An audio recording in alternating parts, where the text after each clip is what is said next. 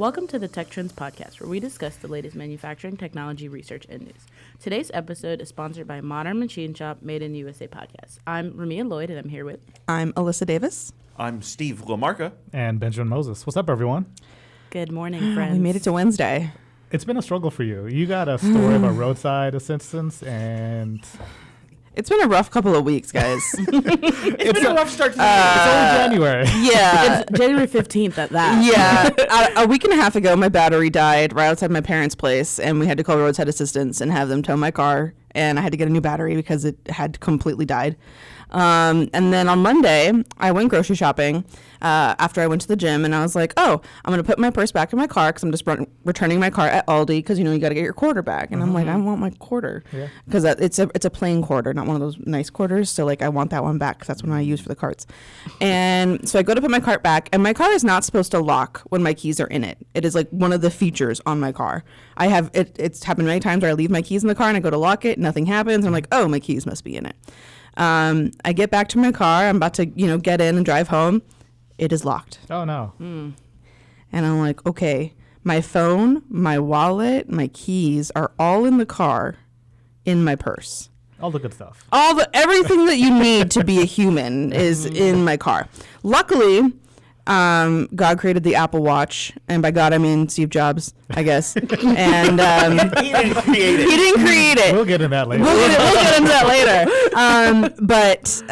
So I stood next to my car in the cold, calling my mom on my Apple Watch, and then calling roadside assistance on my Apple Watch, and I had to stay standing in the cold because I couldn't leave my car because that's where my phone was. Yeah, and I was like, if they text me or call me, I need to be near my car. At one point, I had to go to the bathroom, so I went back into the grocery store to go cry and in the bathroom. And the second I closed the door, some lady tried to open it, and I was like, someone's in here. So I couldn't even spend a moment Come back with crying. a warrant. But the guy came, and he used like a balloon to basically like open up. He like opens up the window, and then he just takes a little tool and puts the tool in and pushes the unlock button with the tool. And I'm like, why does that seem so easy? Yeah. Like, I wish it was I need that like simple. MacGyver to come and like It's like, should I into, start keeping fake- those tools in my car? Yeah. So I'm out a bit of cash because I recently learned that not everyone tips roadside assistants or tow truck drivers. Yeah. I tipped the guy when he came to tow my car when my battery died. One, because it was 24 degrees outside. It felt like 15. And he tried to figure out, we were standing in the cold with no heat for like 45 minutes to an hour. And he did not complain. He was super nice, great. This other guy, I tipped him because I was cold and I was like, you did a great job. You came here fast. I appreciate it. So, but then I was talking to some people, and there are a lot of people that I know who don't tip roadside assistance. I'm one of them. So I've only used it a couple of times. The last time I did that, I was driving back from Virginia Tech, which is about a 4-hour drive from the DC area. Car broke down halfway through. I knew the issue. This was the one series, right? This is the one series. You and Jules. Jules McGuire was riding along because it's a drive, so instead of flying, or we're driving together for a NAMREC conference. Hold on, I'm not done yet. And why'd it break down, Ben? I modified the car. So it threw codes on the sensor, which I knew what was happening, but it was the crankshaft sensor. I was like, this is important. I can't keep driving another 2 hours of this issue. So we found a little town. I drove in a couple of shops, and they're like, it's going to be 2 days. So I was like, I have the code. I can read the code to you. Do you have this part? And they're like, no, we won't take that. So I was like, all right, I'll just get a tow truck, which I had roadside assistance. Yeah. And they'll tow it for free, or they'll cover the charge to the nearest dealership, which has to be right down the street from my house. But, of course, Jules with me, so we went to drop her off and then get... So it's a little extra trip that I had to pay for, which is fine.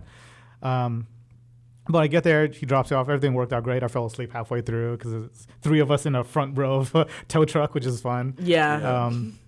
We get there. It was like $150 on top of whatever Geico was covering. I was like, signed the bill and left. Didn't tip. I didn't know I didn't know that was a custom at that time. Yeah, Okay, same. I will have mercy on you because it sounds like you went beyond the number of free miles Yeah. you get, It so did. you actually ended up paying. Right. But like, in my time, I've never. So I've got AAA Same. for that AAA stuff. is great. And They were AAA fantastic. gives you Love like the AAA. first 100 miles of tow for free, Right. which that's money. Oh, they all. But- my parents have basic. They only covered 5 miles. Oh wow.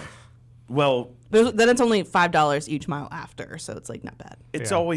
I've never had to pay for it, but I learned at a very young age that it's like, oh, you gotta, like because I was a broke ass kid the first time it happened, and I had nothing in my wallet. So my best friend at the time's grandma, rest her soul, was just handed me a 20. He's like, you give this to him. You always do this. Give this to him now. So I learned very young that Yeah, you if you're tip not- your. If you're not explicitly told, it's probably not something you know. The first time that I had to call roadside assistance, my mom and I were driving back from here to when I lived in Colorado for my internship, and we had driven. There was a piece of my car, my old Corolla, where like it was this piece of plastic that like it had broken and like hung down under the car. under tray? Yeah. And we drove through a really bad storm in Kansas, and there was a lot of water on the road. And so as we were pulling into this town, Lyman, which is a border city between Kansas and Colorado, one of the puddles of water tore it off Oh no. and tore open the tire. Wow. That's fun. So roadside assistance was there fast. Luckily, I had cash. My mom was like, "Do you have cash on you?" And I was like, "Yeah." She goes, "Okay, you're gonna need to tip the guy." Yeah. The sun was going down. We were in the middle of nowhere. I was so thankful when the guy came and changed his tire so fast. I gave him like $60 of it, like a tip. I was like, "Thank you so much." He was like, "Are you sure?" And I was like, "Yes, please take it." But So looking past the tipping conversation, I think the value of roadside assistance is underrated. Yeah. I Oh, think- absolutely. I mean, I pay a little bit extra in my Geico for roadside assistance. Yeah. It's worked every single time. Absolutely. So And AAA costs nothing. a little insider tip in terms of insurance: insurance companies lose money on roadside assistance. So they I'm will. winning. They will. They will finally. They will not always immediately put it on. Oh, sure. Because they lose money on it. Right. So when I sold insurance, I always put it on there because especially after that thing with my tire happened, because I was like, I don't want you to go without roadside assistance. And obviously, I've gotten my money's worth the last couple of weeks. So Nice. always make sure you have it on your policy. But the good news is you are paying it forward by telling other people that they are supposed to tip now. And I have done this when last year, pretty recently, Sean's battery died in his Volkswagen Golf, and it's down in the AMT lot. It won't start. And I was like, Hamza and I tried jumper cables. They did it right, but like something was weird, so it's causing this thing to smoke. I was like, Oh, okay, no. okay, I would call roadside assistance too. Somebody else do it. Smoking, you don't Get want somebody else to do it. Call roadside assistance. I'll have 911 ready. Roadside assistance came and did the exact same thing that they did, and they're like, "Oh yeah, you were burning off the corrosion, so like you just have to like grind it in there so it gets Yeah. through the corrosion and actually bites onto the terminals." But it's like, Sean, do you have any cash in your pocket? And it's like, I've got a 20. I was like, give it to them now. Also, I'd like to say the most surprising thing of this conversation is that all of you guys carry cash because I we're don't pretty usually. much cashless now. If I can't Apple Pay it, Yeah. I was going to I'm ask. sorry, I can't do Because you it. tip in cash, but there's no credit card transaction. Right, I afterwards or can't- anything? Listen, I mean, do you take Zelle? I too used to be anti-pioneer money. I do not like. I do not like having physical money on me, and I haven't can't. for. It was because of recent developments and in the pharmaceutical industry that why I carry cash now. I carry cash because my daughter. My daughter gets like a gift from my parents still because my parents are old school, so she gets like $100 bill for Yeah. Christmas. Nice, yeah. And I transfer money from my account to her account because And she just has an take her online account, cash. and I just take Yeah. the cash. So I got a crisp $100 bill like every time. We Yeah, my no. parents. Yeah. My grandma still gives us like cash, and I'm pretty sure she gave me the cash for Christmas. It was in a card, and I've spent it. That's why I Yeah, can't carry cash. the only 'cause I'm- time I have cash. It's is like when my grandma Monopoly fixes money. it I'm early. like, take it, do whatever you want with it. I can't keep it. It's also- don't give me cash, cash. it's not gone. real. Yeah, real. see, I can't live like that. I try not to spend it, but at the same time, it also feels really good, like wearing track suits and keeping crispy hundos in your wallet. Like, Living your mafia dreams. yeah. So Like one of the Sopranos. with the beginning of the year, travel starting to come up. We're back in the office working. I want to talk about headphones. What's your methodology for headphones? And Steve, you talked about some new technologies coming up for headphones, so I definitely want to get what you guys I do. actually wanted to bring up to you guys about so while I do like my premium audio, and I've got very admittedly very nice headphones here at the office, at home with my gaming system, we've got good speakers at home, but this last trip that I went on for my birthday to see my best friend in North Carolina, and his son who has the same birthday as me. Admittedly, I didn't listen to any music. I was listening to audiobooks, and you don't want premium audiophile grade headphones for audiobooks, but You do. You have to listen to the graphic audios. listen, I didn't realize that some of them got really good, because I listened to The Terminal List by Jack Carr, and don't get me wrong, the narrator or the lector, what's the person's role called? Reader. Reads. Reader. The reader. Well, in cigar factories, it's called a lector. Thanks. Wait, But he's people in got a cigar great voice. factories read audiobooks? So cigars like Monte Cristo, Romeo and Juliet, those are named after the Shakespearean Right. novels, because even though communist countries like Cuba don't necessarily believe in voting, the best, they would vote on, the cigar rollers were all allowed to vote on what their favorite novel that the lector read, and that's how those cigar I brands read a get their play name. about that in That's cool. college. It's That's a right. beautiful thing. Like the It is cherry still- Not the orchard? only beautiful thing to come out of communism, called? but it is a beautiful thing. It is still called the narrator. Narrator. That's right. Okay, Yeah. so the narrator's got a great voice in The Terminal the List? Terminal List. But what is really good, I listened 3 times now already. We're not even halfway through. We are halfway through January of 2025. I've listened to Zen and the Art of Motorcycle Maintenance by Persig 3 times now. I love that for you. That's fun. Positive. It, very philosophical about quality. Not a lot about motorcycles. Not a lot about Zen. But it was. I don't know if it's good. But it was enlightening. And anyway, back to headphones. Oh, yeah. CES just happened. Happens at the beginning of January every year. And I am excited because there is a new set of headphones that to hit the market, and they are going to be affordable, even though they're audiophile grade, $130. Okay. But what's really exciting for me about them is they have XMEMS drivers. And So what are XMAM? what does that mean? Let's step back and talk about audiophile Wolverine gonna be speakers real inside? I quick. was just My about to headphones. say that. I need him narrating everything. M-E-N, Which not will- M-E-N. So which Wolverine? I want Hugh Jackman. Yeah, you're right. Respect. Yeah. Okay. So The Greatest Showman. in headphones, the very best, most premium drivers for headphone speakers are planar magnetics. We don't have to get into that, and electrostatics. In both cases, they're very thin sheets of material that use EM waves to vibrate this sheet, and that vibration and motion of air is what creates the sound. Both of those cases are typically really big. I mean, they're like around your ear, but they're also power hogs. They require a lot of power to drive them. XMEMS technology drivers are the same physical concept as those two styles, but instead of being multi-parts, multiple components that have to be assembled by somebody or automation to go into the thing, instead, it is the same concept, but it's a grown silicon wafer chip. That's cool. So it's a silicon chip that is a speaker now, Yep. and they've got them in these consumer headphones that are going to be hitting the market soon, probably this year. Well, definitely this year for $130, and I don't even know what they sound like yet, but I want them. I do like the idea of, and we've seen kind of a trend towards this in terms of reducing package sizing and power consumption of electronics, Right. specifically stuff that interact with the world. Right. Because I've been thinking about when we were storyboarding this, I was thinking about like 3-axis sensors, 4-axis sensors, and how this affects manufacturing, and the overall concept of being able to package stuff smaller so we can fit in different places. So like at some point, you're probably going to have sensors on inserts for lathes or tool holders or working holding, that type of stuff. So I do really like this idea. Also, I need to work on my strategy when I travel because I listen to everything. I listen to music, podcasts, Same. but I do always use over-the-ear headphones. I'm not a earbud person No. when traveling. I don't know.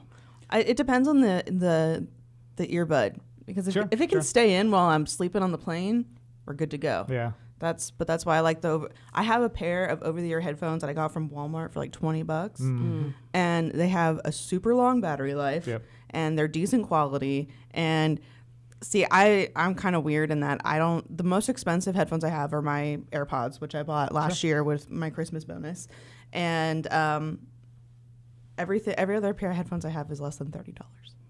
Yeah. Yeah. I even like mine. I changed the cups we're wearing out. Yeah. Water replacement cups. I'm Yeah. the complete opposite, and I have been influenced and bought the AirPod Max, like over-the-ear headphones. I want those. I love them. Every time someone puts them on, they're like, they sound good, and then you put on like other headphones, and you're like, okay, these sound better, and I'm like, mind your business. Yeah. I love them. Stick with what you got. The noise canceling is probably my favorite thing. My Yeah. 12-hour flight to Japan, put them on, noise canceled. I slept for Yeah. 10 hours. It It's the sounds best like thing those that's ever people happened. that are hating like just need to be noise canceled out from your life. Exactly. I just put them on, and I go boop, and I'm like, oh yeah, cool. Bye. Can't hear you. Rumi, can you tell us about today's sponsor? I can. After I flip this paper really awkwardly. Tune in for Modern Machine Shop's Made in the USA podcast to explore manufacturing issues faced by companies making an intentional choice to manufacture in the U.S. Featuring commentary from OEM leaders, Made in the USA blends its nearly century-long expertise with a unique audio storytelling experience to shine a spotlight on the past, present, and future of American manufacturing. Find Made in the USA on Apple Podcasts, Spotify, and all major podcast platforms. Follow Modern Machine Shop on Twitter, Facebook, and LinkedIn. Nice. Thanks, Rumi. Like, share, comment, and subscribe. Steve, Do testbed. Tell me more things. Testbed. All right. So Tell me more things. Chloe's been working on the camera, but the camera needs to be mounted to the robot. And if the camera is mounted to the robot, the robot has to be able to look around the test bed so the camera can scan things on the test bed. Yep. Chloe needed a robot program. Who's the best robot programmer at AMT? Moi. C'est moi. So the most recent development that we've got is I spent a little under half a day, and I stayed late because it was really fun and it beats traffic.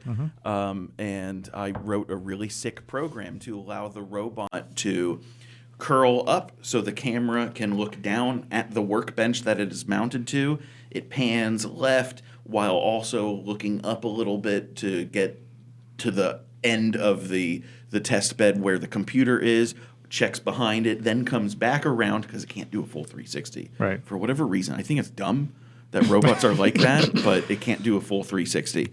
And it goes the other way and looks at the pocket NC and then looks behind it. But Chloe told me, he was like, this is great, but we need it to look at the pocket NC too and get as many angles as you can going back and forth across scanning across the pocket NC. And at first I was like, we can figure this out. It might not be as good as what you need, but we can figure this out because it sounded like initially she was asking for 7-joint motion, right, and we've only got a 6-joint robot. But your boy's a roboticist. What can I say? And I got a really sick program, and it's really slick, and it's only 17 commands total with comments. Nice. So if anybody looks at my code and was like, what was he thinking? Well, I'm telling you what I'm thinking. I'm very proud of it. Nice. And that's an interesting thing. So I'm working backwards, right? Just working through raw material detection or object detection on the test bed, right? And Yes. at some point, get to pick and place to verify something is there on the table or if it's not there. So it's a really good step towards that. And then you bring up a really interesting scenario where you're looking to articulate the arm to get full access. So articulation comes into a problem. So like our robot can't do 360. It can't infinitely continuously rotate, right? So it's got to index continuously but come back rotate. around. It actually has, I didn't realize this, but like the number of joints, even though like if you take robots assuming all of these robots that you're comparing are the same length or same height, fully extended, the number of joints they have, surprisingly, even though the length is same, the number of joints greatly affects their maximum reach when they're articulating, which makes sense initially, but I never really realized that. And thankfully, the bracket that's holding the camera on the robot has a little bit of, in firearms we'd say height over bore. Sure. But it's offset from the center. if you tilt it a little bit, then you can get a further reach by getting that camera a little bit farther out. So it's just a little bit of clever. Yeah. And, Russ says nobody likes clever, but I like it in this case. So And also if we run the wire harness, it actually helps not to be able to do continuous 360 because we would bind the cable. True. So. We don't want to turn it into a spool. Which right now the end-of-arm tooling is run internally, but anything that we run on top, if we run pneumatics or in this case the USB cable for the camera, we need to protect it. Which you teed me up perfectly. I don't know if you did this intentionally. I'm going to assume you did, so kudos to you. The next step with the test bed is actually drilling 2 holes through the 8-gauge, quarter-inch mild steel, which I've never done before. I'm glad you are here because we're going to have a little bit of... Yeah, it's drilling through metal is something that I've only done. I've got limited experience with, and I've certainly never used a hole saw. Yeah, we'll try it. Drilling Did you bring goggles? Yeah. Oh, safety yeah. glasses. Good job, guys. No, Get you where do your a good PPE. job keeping safety first in mind. I got safety and chips in mind. Yeah. I want to jump right into robots, specifically humanoids. So humanoid robots is a thing. I think They're creepy. At the table here, I think we're still reserved about their usefulness into manufacturing because that's what manufacturing needs to be. Is any technology's got to be useful and robust. But OpenAI, a big entity, doing a lot of work on LLMs, artificial intelligence, made significant progress in the past 3 years. Yeah. Very early life. They're shifting to hardware. So there's an article that from Robotics and Automation News talking about OpenAI is invested in robotic startup companies like physical hardware. Specifically, they've invested $675 million funding round for Figure AI, which is a general purpose human or robot, mainly for logistics and warehouse, which most of the warehouse or human robots you're going to see. But also, I think where they're headed is driving those humanoid robots or physical assets through their voice commands, through their LLM models that they have. They have another Norwegian-backed firm that OpenAI is backing. So they're investing and shifting towards hardware, which I'm kind of seeing that they're entering in a market which there's a lot of hype around. But we've had this conversation quite a few times, but supporting hardware startups is hard, man. Hardware is hard. And I think they'll learn the hard way, specifically, their approach. But see, you've had an interesting approach about talking about exoskeletons instead, right? Yeah, because while they are in an uncanny valley with humanoid robots, I try to keep an open mind, but I can still, this is a little weird, but it's cool, but weird. Like especially if you watch the Netflix series Black Mirror and see the episode Metalhead. Don't watch that unless you really love robot dogs, because it's going to have some feelings. But humanoid robots, while I think they are cool and they are and they are going to be in our future somewhere somehow, I think they're a little overhyped. And I think CES, once again, CES is kind of data from CES and exhibits from CES are kind of proving my point on this, in that this year, this CES, robotic exoskeletons have been popping off, which is human augmentation. But it's like clothes. It's something. It's not like augmentation. Like, oh my god, replacing limbs. Yeah, replacing organs and stuff. No, it's just something that you can put on, Power tool companies like Hilti have been doing this for years now.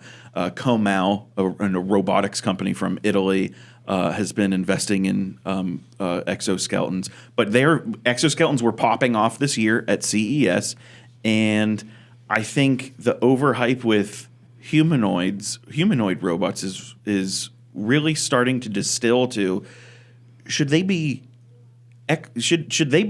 like exoskeletons doing their own thing? Yep. But then you have to worry about like programming it and telling it what to do and stuff. You already know what to do. You might not know how to program a robot. So why not wear the robot and then do what you need to do with the added strength of mechanical robot power and the added energy and stamina of not actually having to do stuff, but you're doing stuff because a robot is attached to you. Amazing. We're finally getting closer to the alien Caterpillar P5000 power loader. I want it so bad. Or Megazords. Or Zords. Megazords. That's a good callback. That's really Yeah. Robot important. stuff. That's what a Zord is. A Zord is just, it's an extension of the Power Ranger. Yeah. So Like, I it's don't just a really big have a use for exoskeleton. any of this stuff, but I just want to put one on so I can just stomp around. Like War Machine in the Marvel Yeah. comics. Oh my like- God, yes. I like the idea of it standing by itself in the garage. And you walk up You to it, just, like, put it step on. into it, Yeah, yeah. step into it. Yeah. I'll go like pretend Iron I'm Man. Iron Man. Take the a whole view. time. Yeah, I would just walk Eventually in and we be can like, get just Jarvis. Tony Stark where like you can summon it and it puts you on. Yeah. It'd be great. Who's wearing who now?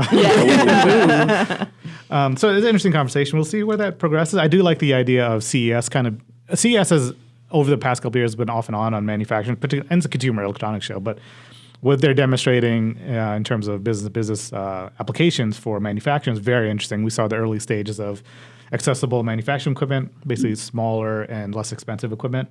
And as we see the growth of exoskeletons, is really good demonstrator because it's a proliferation across like all of the markets, right? Exoskeletons can be used in car garages to warehouse applications. So it's a very interesting scenario. I'm very curious to see where that grows. Yeah.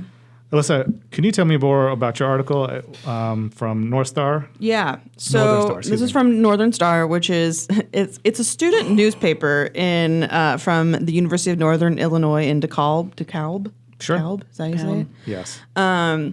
And I want to preface this by saying I know this was written by a college student, so like I'm gonna cut them some slack. But it came up in my Google alerts, and I was like, wait, what? Because I saw the title and I had some feelings about it. So the article is titled "Women Entering the STEM Field Need to Advocate for Themselves." I'm going to stop you right there.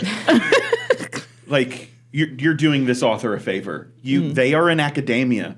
They know that nothing goes out without peer review, and you are doing them a favor by reviewing them as a peer. Yeah. You are seeing them as a peer, which is doing them a great justice, and you're telling them what they need to fix. Yeah. So go on.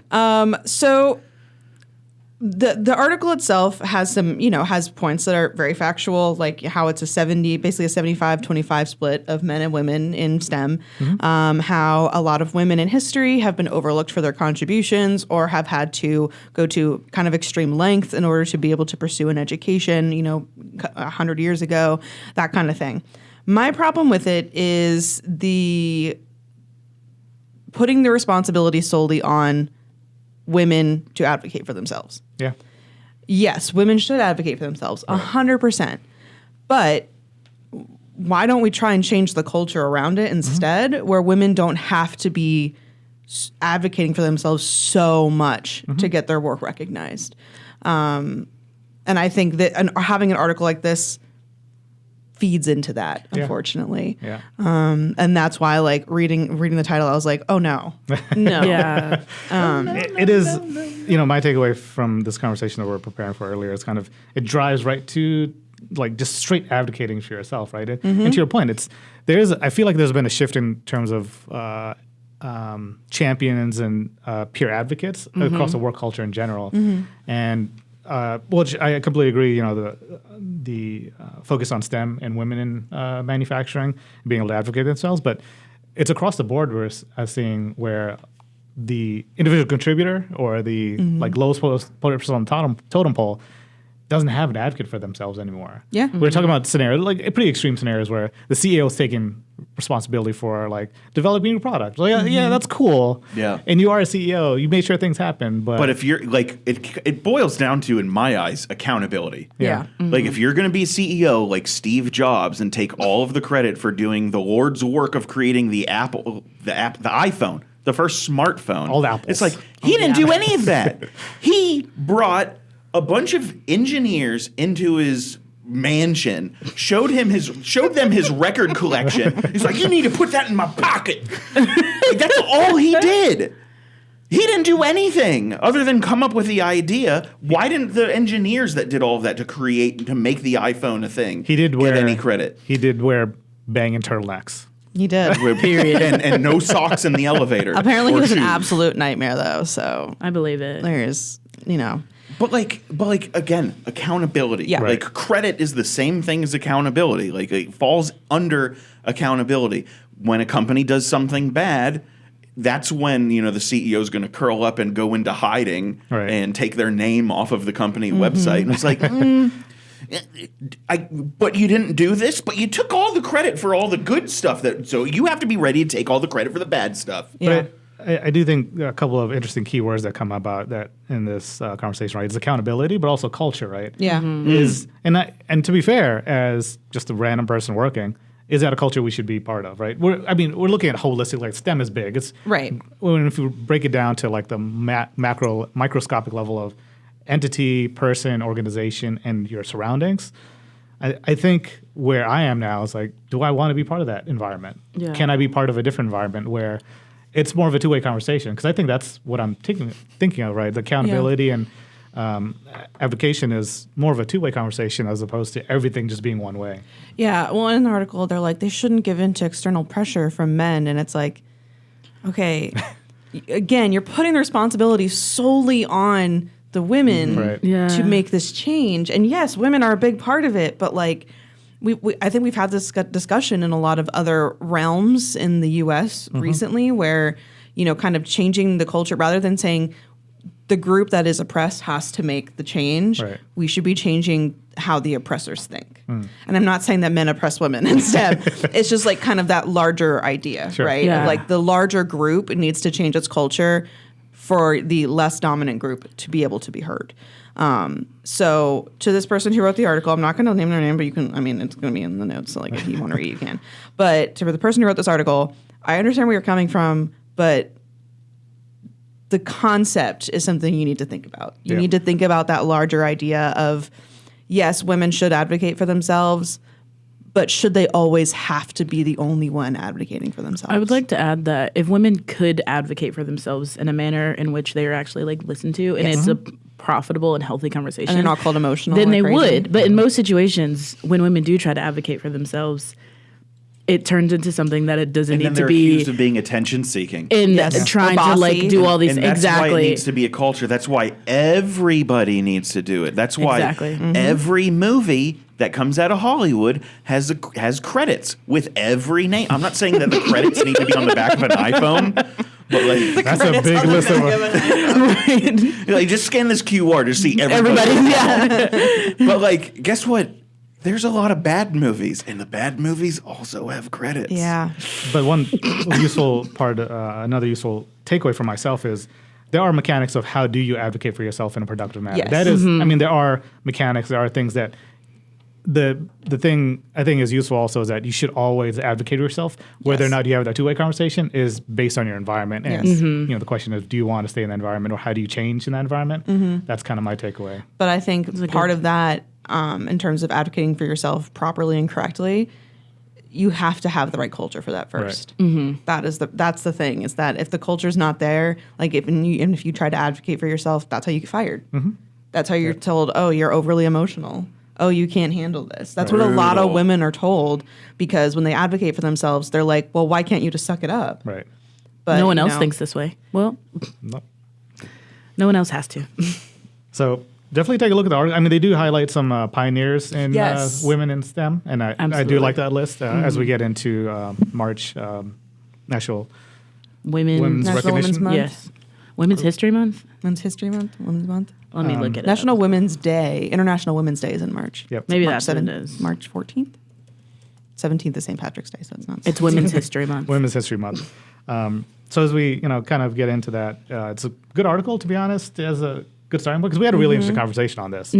But it's, I think, a useful conversation in the work culture, especially the, we'll call it executive levels, how are individual people recognized and advocated for in their own careers and in their own work. So, Rumia, with that, where can they find more info about us? amtonline.org/resources. Like, share, subscribe. Hold on. It's actually because the website was reorged. It's amtonline.org/media/tech trends podcast, which each of those 3 words has 2 hyphens in between them. Click on the link. Bing bong. It'll be in the show notes. Bye.